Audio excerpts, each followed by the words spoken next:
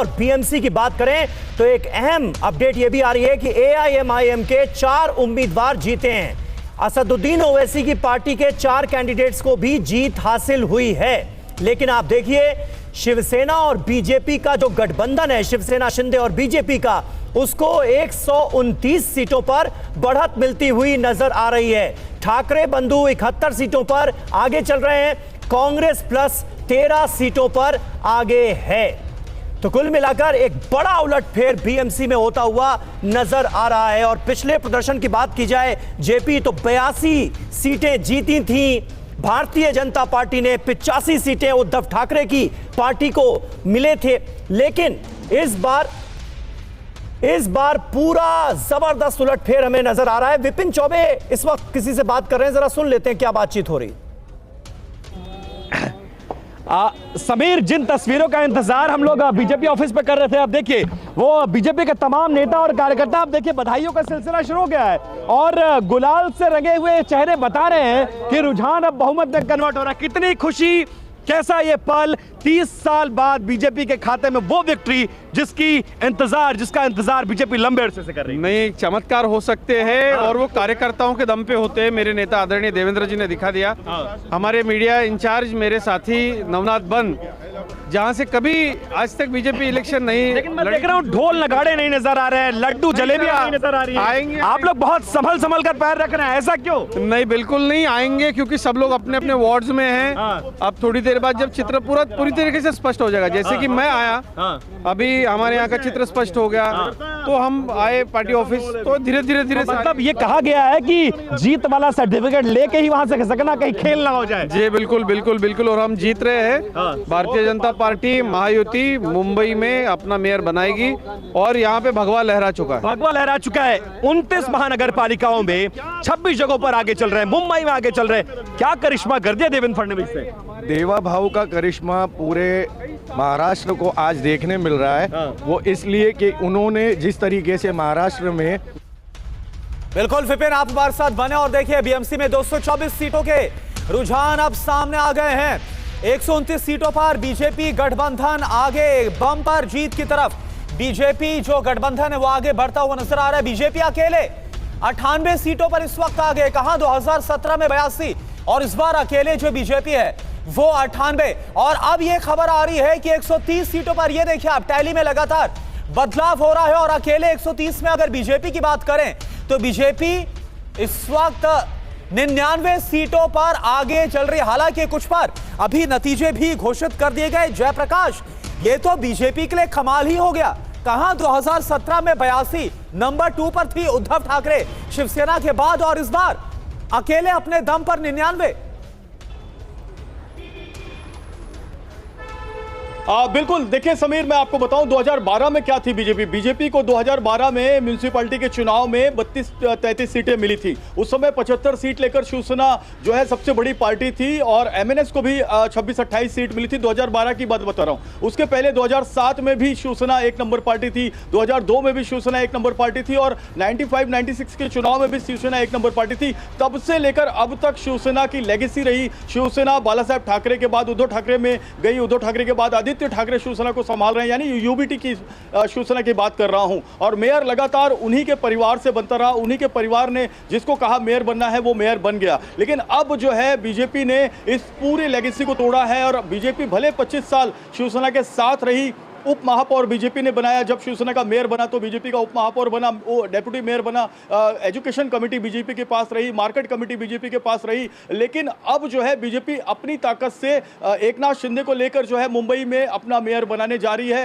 BJP के इतिहास में जब से बीजेपी पार्टी बनी है, 89 से मैं बात कर रहा हूं, तब से मुंबई के लिए एक बहुत बड़ा बीजेपी के लिए यह मैसेज है, पूरे देश के लिए मैसेज है, क्योंकि देश की आर्थिक राजधानी भारत जो है मुंबई है और मुंबई में अब बीजेपी किंग बन गई है। एक मैं और बड़ी बात बताऊं कि नासिक में क्या हुआ है। नासिक महानगर पालिका में भारतीय जनता पार्टी और शिवसेना जो है सत्ता बनाने जा रही है। एक समय था वहां पर राज ठाकरे की पार्टी का भी मेयर था, वहां पर उद्धव ठाकरे की पार्टी का भी मेयर था, लेकिन वहां भी बीजेपी ने कब्जा कर लिया है। और जो कुंभ मेला होने वाला है 2026-27 वो नासिक में होने वाला है, उसकी तैयारी चल रही है। मिनी कुंभ सिटी बनाई जा रही है वहां पर। तो वहां पर ऐसा मैसेज देना कि हम हिंदूवादी पार्टी को चुनेंगे, क्योंकि आपको पता है पूरा चुनाव कैसे हुआ, हिंदू मुस्लिम का पूरा चुनाव रहा। नीतीश राणे जहां जहां भी गए, जिन भी रैलियों में गए, वहां पर उन्होंने ये कहा कि सनातनी और हिंदू ही मेयर बनेगा 29 की 29 महानगर पालिकाओं में। और उनकी बहुत डिमांड रही, प्रचार में उम्मीदवार उनको पूछते रहे और उनको बुलाते रहे अपने पास। तो कहीं ना कहीं नासिक में कुंभ मेला होने वाला है 27-28 में, और नासिक में बीजेपी और शिवसेना मेयर बनाने जा रही है। ऐसे रुझानों में जो खबर आ रही है वो एक दूसरा मैसेज देते हैं कि जो मतदाता है वो भी कहीं ना कहीं इस अपील को, इस प्रचार में बनाई गई जो है नीति और रणनीति को उन्होंने एक्सेप्ट किया है और सपोर्ट किया है। बड़ी बात जयप्रकाश आप कह रहे हैं, और नासिक की बात आप कह रहे हैं। नासिक में कुल 122 सीटें आती हैं और बहुमत का आंकड़ा 62 है। तो ऐसे में बड़ी बात आपने कही कि नासिक में जो पहले राज ठाकरे या उद्धव ठाकरे का दबदबा था, अब बीजेपी की दबदबा हो रहा है। 29 साल बाद बीएमसी से ठाकरे परिवार बाहर, और रुझानों में एक बहुमत का जो जादुई आंकड़ा है वो टच कर दिया है। पिछला रिकॉर्ड बीजेपी ने अपना तोड़ दिया। बीजेपी अकेले 99 सीटों पर आगे है। ये जीत प्रचंड जीत की ओर बढ़ती हुई दिख रही है। विपिन के पास चलते हैं जो बीजेपी ऑफिस में है, और जश्न हम देख सकते हैं। विपिन, रंग गुलाल के साथ इस वक्त जश्न मनाया जा रहा है। देखिए, अलग अलग जो नगर सेवक हैं, उनके जो सपोर्टर्स हैं, वो जीतते जा रहे हैं और धीरे धीरे करके यहां आ रहे हैं। एक बार फिर से मैं अपने कैमरा पर्सन के साथ सड़क तक, आपको थोड़ा पीछे चलिए जरा। रोहित, मेरे कैमरा पर्सन आपको एक एक तस्वीर दिखा रहे हैं।